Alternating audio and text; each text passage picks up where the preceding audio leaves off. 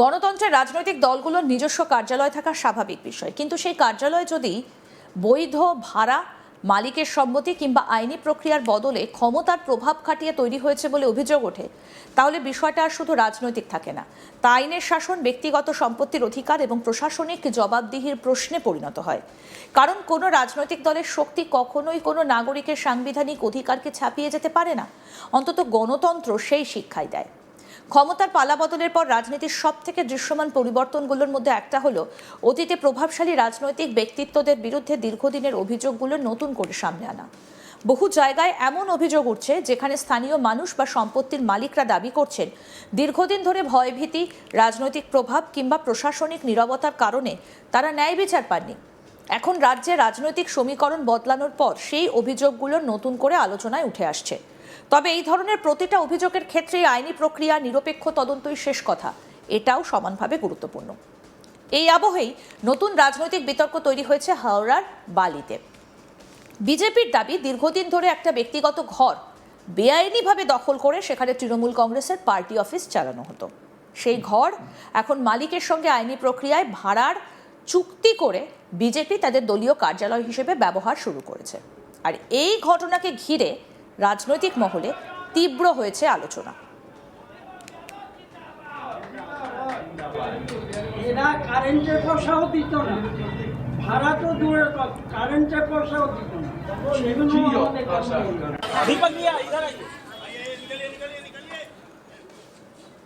বিজেপির দাবি, মণ্ডল একের সভাপতি দীপক যাদব দাবি করেছেন বেলুড় স্টেশন রোডের ওই ঘরটা একসময় তৎকালীন তৃণমূল কাউন্সিলর প্রাণকৃষ্ণ মজুমদার ওরফে নান্টুর দখলে ছিল।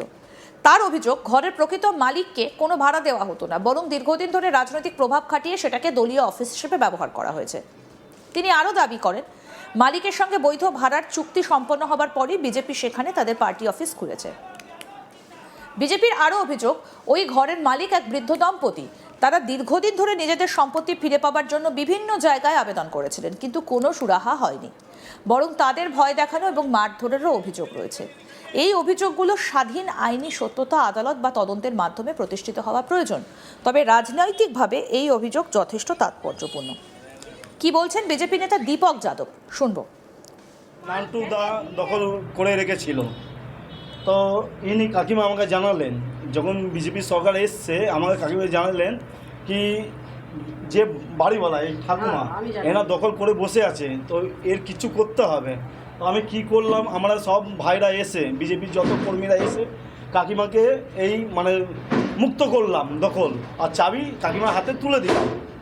তোলার পরে কাকিমাকে জিজ্ঞেস করলাম, কাকিমা এটা আমরা নিতে চাই, বিজেপি পার্টি অফিস করতে চাই, কি আপনি এগ্রি?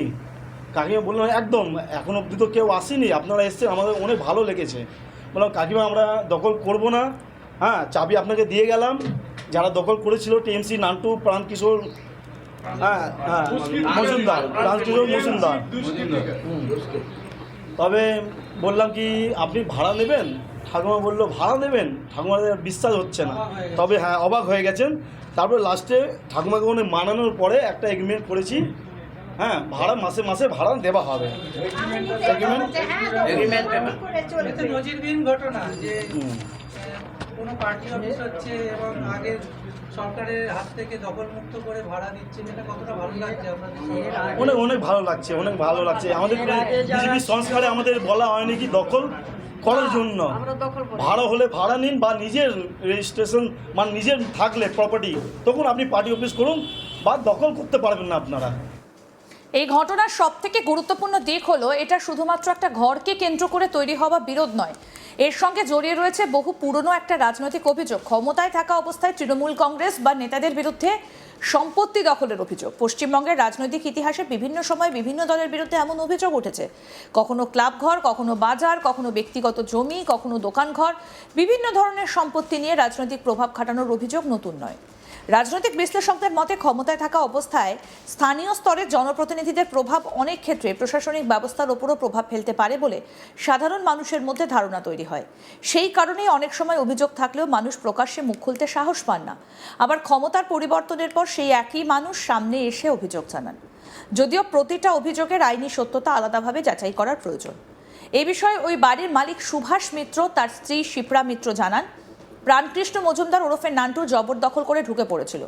তাকে মারধর পর্যন্ত করা হয়েছিল। রাজ্যে পালা বদলের পর বিজেপি এই ঘরটা রীতিমতো ভাড়ার বিনিময়ে বাড়ির মালিকের থেকে নিচ্ছে। নিয়ে স্ট্যাম্প পেপারে চুক্তির কাগজও দেখান তিনি।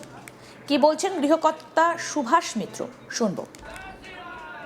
জবরদখল করে ঢুকে পড়েছে। কারা? ওই নান্টু, তৃণমূল।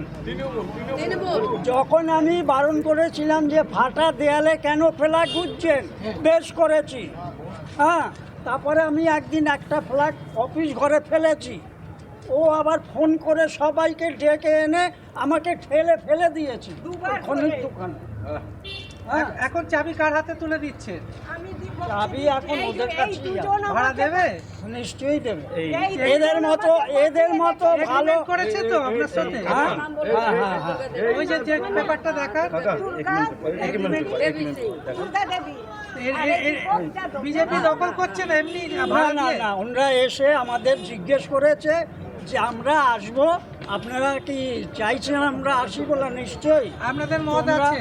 হ্যাঁ, তোমরা এসছো, আর কেউ আসেনি এরকম। তোমরা যে এসছো এইরকম কেউ আসেনি। ওরা জবরদখল করে ঢুকে পড়েছে। আমার ইলেকট্রিক কাজ করতো, তার মালপত্র সব ছুঁড়ে ফেলছে।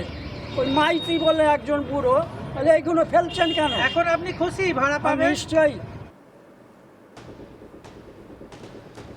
গৃহকর্ত্রী শিপ্রা মিত্র কি বলছেন, শুনবো। ঘরটা তো আপনার?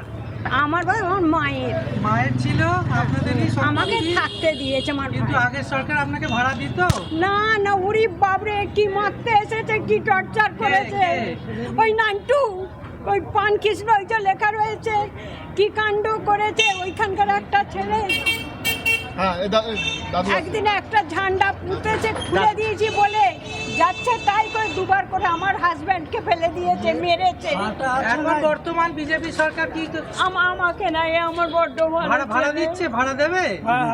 আমি দিতে চাইনি। তারা ও বলছে নিজেরাই তোমার কি এসছে। করে চলবে। ও খুশি? আপনি খুশি? হ্যাঁ আপনি খুশি? হ্যাঁ। তবে এই ঘটনার আরও একটা তাৎপর্যপূর্ণ দিক হলো বিজেপির বক্তব্যে দখলমুক্ত শব্দের ব্যবহার। রাজনৈতিকভাবে এই শব্দটা অত্যন্ত শক্তিশালী, কারণ এর মাধ্যমে বিজেপি বোঝাতে চাইছে তারা শুধু একটা নতুন দলীয় অফিস খুলছে না, বরং অতীতের একটা অভিযোগের প্রতীকী অবসান ঘটাচ্ছে। এখানে আরও একটা মৌলিক প্রশ্ন উঠে আসে, কোনো রাজনৈতিক দলের কার্যালয় তৈরির ক্ষেত্রে কি শুধুমাত্র রাজনৈতিক প্রভাবই যথেষ্ট? উত্তর অবশ্যই না। যে কোনো রাজনৈতিক দল, সে ক্ষমতাসীন হোক বা বিরোধী, তাকে অন্য যে কোনো নাগরিকের মতোই সম্পত্তি ব্যবহার, ভাড়া নেওয়া বা কেনাবেচার ক্ষেত্রে প্রচলিত আইন মেনে চলতে হয়। মালিকের সম্মতি, লিখিত চুক্তি, নির্ধারিত ভাড়া এবং আইনি নথি, এই সবই গণতান্ত্রিক ব্যবস্থার স্বাভাবিক নিয়ম। আরও আপডেট পেতে দেখতে থাকুন আজ তাক বাংলা, সাবস্ক্রাইব করুন।